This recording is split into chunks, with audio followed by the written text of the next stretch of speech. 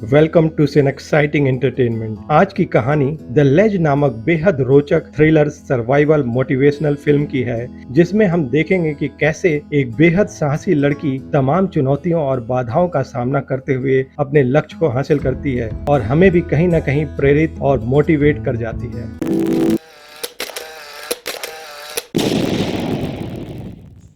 कहानी की शुरुआत में हम देखते हैं कि सोफी और कैली नाम की दो लड़कियां डोलोमाइट नाम के माउंटेन रेंज पर माउंटेन क्लाइंबिंग की तैयारी कर रही हैं। तभी उन्हें बाहर से कुछ आवाज सुनाई देती है और जब वह बाहर जाकर देखती हैं तो उन्हें चार लड़के दिखाई देते हैं जिनका नाम जॉश, जैक, टेलर और नेथन होता है और जो कि वहां पर माउंटेन ट्रैकिंग के लिए आए होते हैं। उनमें से एक लड़का जिसका नाम जॉश होता है वह दोनों लड़कियों के रूम पर आता है और उन्हें शाम की पार्टी में इनवाइट करता है। सोफी का मन तो होता है मगर कैली पार्टी में जाने से मना कर देती है। जॉश के वहां से जाने के बाद सोफी कैली को पार्टी में केवल एक ड्रिंक पीने के लिए कन्विंस कर लेती है। अगले सीन में हम जॉश को उसके तीन साथियों के साथ देखते हैं और वहां पर हमें जॉश के शॉर्ट टेम्पर्ड, फ्लर्ट और बिगड़ैल नेचर के बारे में पता लगता है। वह अपने दोस्तों के साथ भी सही बर्ताव करता हुआ नहीं दिखता है। अगले सीन में हम देखते हैं कि सोफी, कैली और चारों लड़के पार्टी को एंजॉय कर रहे हैं। वह सभी हंसी मजाक कर रहे होते हैं और एक दूसरे को समझने की कोशिश कर रहे होते हैं। तभी सोफी जॉश के हाथ में बंधे हुए बड़े से घड़ी के बारे में पूछती है तो जॉश उसे बताता है कि यह एक जीपीएस इनेबल्ड घड़ी है और उसके बटन दबाते ही वहां पर मदद के लिए लोग आ जाते हैं। यह सुनकर सभी लोग हंसने लगते हैं क्योंकि उन्हें जॉश की बात झूठी लगती है। पूछे जाने पर कैली जॉश को बताती है कि उसका प्लान माउंटेन के टॉप पर रॉक क्लाइंबिंग करने का है जो कि 10,000 फीट की ऊंचाई पर है। यह बात सुनकर सभी हैरान हो जाते हैं। टेलर बोलता है कि वो लोग तो पीछे के आसान रास्ते से ट्रैक करके ऊपर जाएंगे। यह बात सुनकर सोफी हंसी मजाक में लड़कों की टांग की खिंचाई करती है। कुछ देर बाद कैली वहां से उठकर अपने रूम में सोने के लिए चली जाती है, लेकिन सोफी पार्टी को कंटिन्यू रखती है। अगले सीन में हम देखते हैं कि कैली एक रिकॉर्डेड वीडियो देख रही होती है जिसमें उसका बॉयफ्रेंड लूका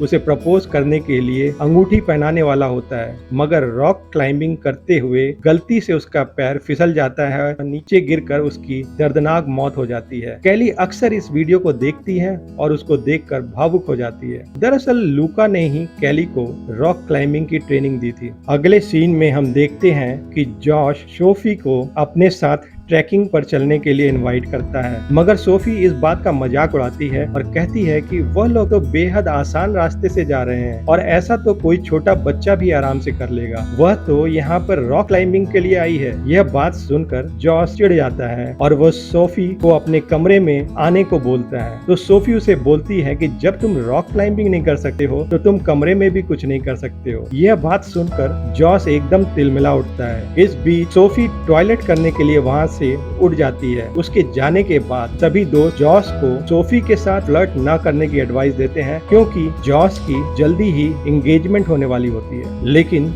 जॉश के दिमाग में तो कुछ और ही चल रहा होता है। वह वहाँ से धीरे से उठकर सोफी के पास चला जाता है और उसके साथ बदतमीजी और जबरदस्ती करने लगता है, जिसका सोफी पुरजोर विरोध करती है। जॉश सोफी के मजाक का बदला लेना चाहता है। सोफी की चीख सुनकर बाकी दोस्त वहाँ पर आ जाते हैं और दोनों को अलग करते हैं। इस मौके का फायदा उठाते हुए सोफी वहाँ से भाग जाती है। तीनों दोस्त जॉश को समझाते हैं कि उन्हें सोफी को खोजकर उसकी गलतफहमी को दूर करना पड़ेगा और उसे बताना होगा कि वह नशे की हालत में यह गलती कर बैठा है। सभी दोस्त सोफी को खोजने लगते हैं, लेकिन सोफी उनसे डर कर भागने लगती है। आखिरकार वो लोग सोफी को पकड़ने में कामयाब हो जाते हैं। सोफी अपने बचाव में उन्हें दांत काट लेती है, जिससे क्रोधित होकर जॉश सोफी को उसके मुंह पर एक जोरदार मुक्का मारता है, जिसके परिणाम स्वरूप वह नीचे खाई में गिर जाती है और उसकी रीढ़ की हड्डी टूट जाती है और वह काफी घायल हो जाती है। सोफी की चीख सुनकर कैली की नींद खुल जाती है और वह सोफी की खोज में निकल पड़ती है।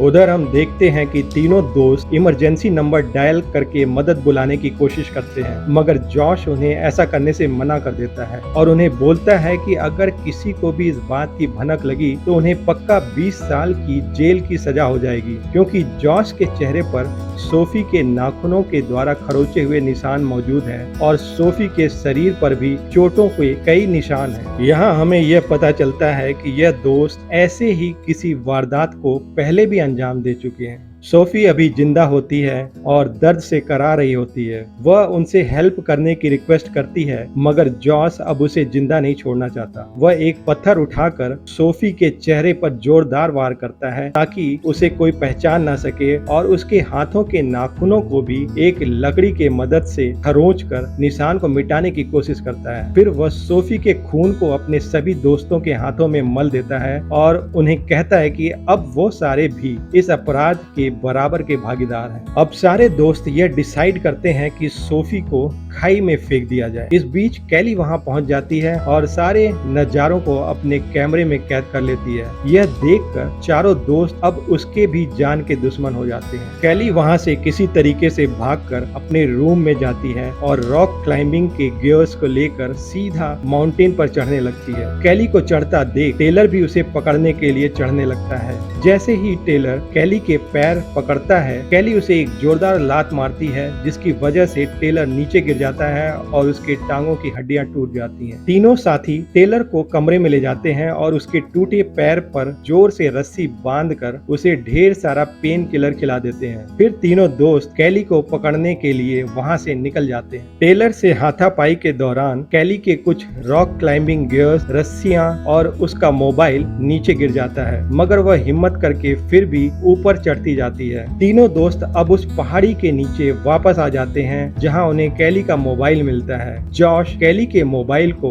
अपने पास रख लेता है और उसका मिसयूज करने लगता है। टेलर से हाथापाई के दौरान कैली की रस्सियां भी नीचे गिर जाती हैं, जिसकी वजह से अब वह नीचे नहीं आ सकती। उसके पास केवल ऊपर चढ़ने का ऑप्शन रह जाता है। तो दोस्त ये प्लान बनाते हैं कि वह पीछे के रास्ते से ट्रैक करके कैली को दबोच लेंगे। इस बीच जॉश उन सबको वहीं वेट करने के लिए कहता है ताकि वह अपना ग्लव्स अपने रूम से ला सके। चढ़ाई बेहद खतरनाक होती है, जिसकी वजह से कैली की हिम्मत बीच बीच में जवाब देने लगती है, मगर लूका के दिए गए ट्रेनिंग को याद करके वह आगे बढ़ती रहती है। लूका उसे हमेशा बताता है कि रॉक क्लाइंबिंग एक चेस गेम की तरह होता है, जिसमें कि मसल से ज्यादा अपने दिमाग का यूज करना होता है। चढ़ाई करने के दौरान कैली के हाथ के ऊपर एक सांप भी आ जाता है, जिसकी वजह से वह काफी घबरा जाती है और उसके हाथ से पानी का बोतल भी नीचे गिर जाता है, मगर वह हिम्मत नहीं हारती और ऊपर चढ़ती जाती है। एक जगह तो कैली बिल्कुल फंस जाती है क्योंकि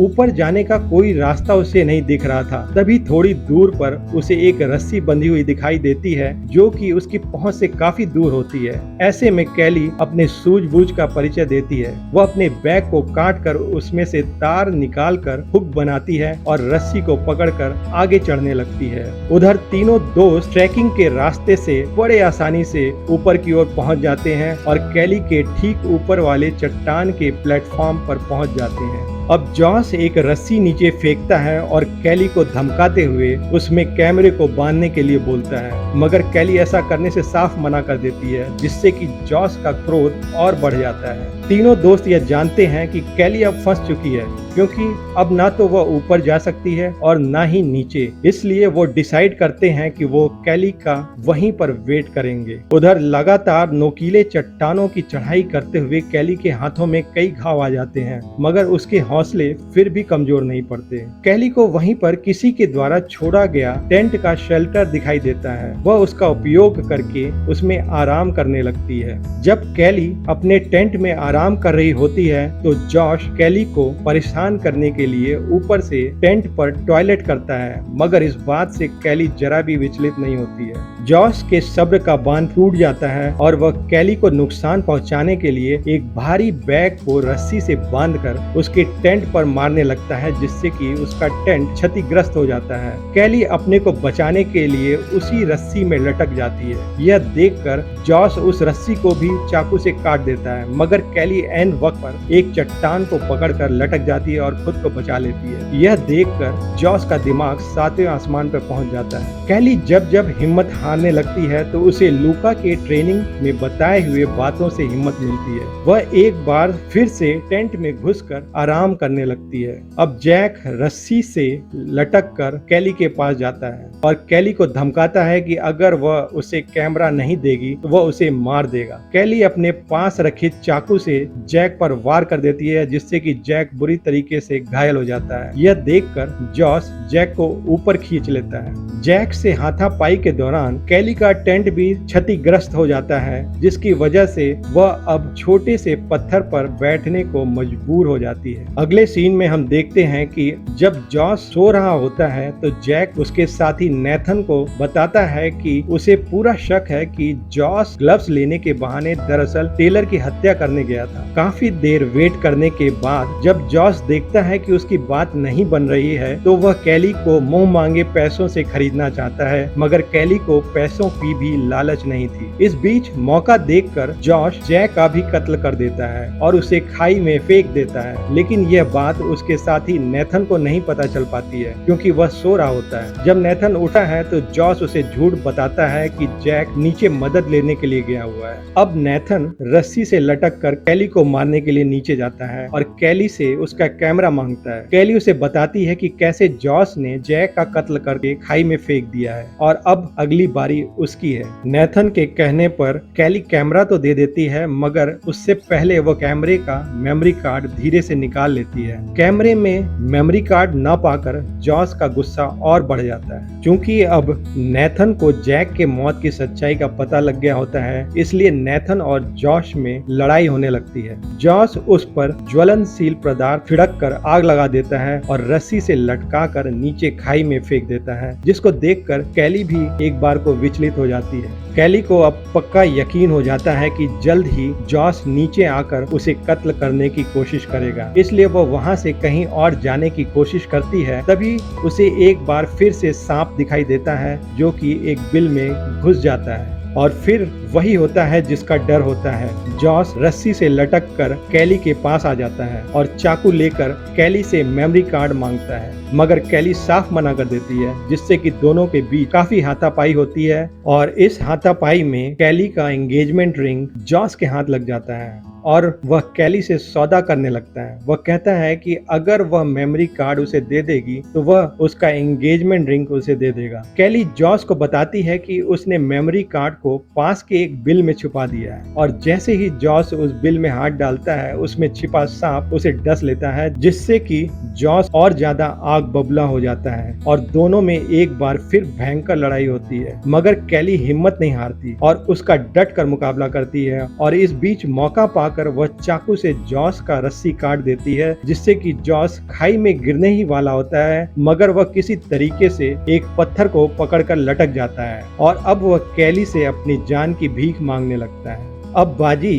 कैली के हाथ में होती है। उसे अच्छे तरीके से पता है कि अब उसे क्या करना है। वह सबसे पहले तो अपना एंगेजमेंट रिंग जॉस से वापस लेती है और फिर जॉस के हाथ में बंधे जीपीएस घड़ी के बटन को दबा देती है। फिर वह जॉस के हथेली को अपने पैरों से दबा देती है, जिससे कि दर्द की वजह से जॉस का हाथ चट्टान से छूट जाता है और वह गहरी खाई में गिर जाता है। इस तरह कैली ने अपने दोस्त सोफी के कत्ल का बड़े ही दिलेरी और हिम्मत के साथ बदला ले लेती है। लेकिन कैली यहीं पर नहीं रुकती, बल्कि वह हिम्मत करके आगे की चढ़ाई पूरी करती है और अपने लक्ष्य यानी माउंटेन के टॉप पर पहुंच जाती है। तभी हम देखते हैं कि एक हेलीकॉप्टर उसकी मदद के लिए पहुंच जाती है। दरअसल यह मदद उसी नेविगेशन वाले घड़ी के बटन को दबाने की वजह से वहां पहुंचती है और इस तरह यह कहानी अपने अंजाम तक पहुंच जाती है। आपने यह वीडियो पूरा देखा, इसके लिए तहे दिल से शुक्रिया। अगर आपको यह वीडियो पसंद आई तो हमारे चैनल को जल्दी से सब्सक्राइब कर लीजिए, क्योंकि हम ऐसे ही मोटिवेशनल सर्वाइवल थ्रिलर मूवीज आपके सामने लाते रहते हैं। और हाँ, लाइक और कमेंट करना ना भूलिएगा।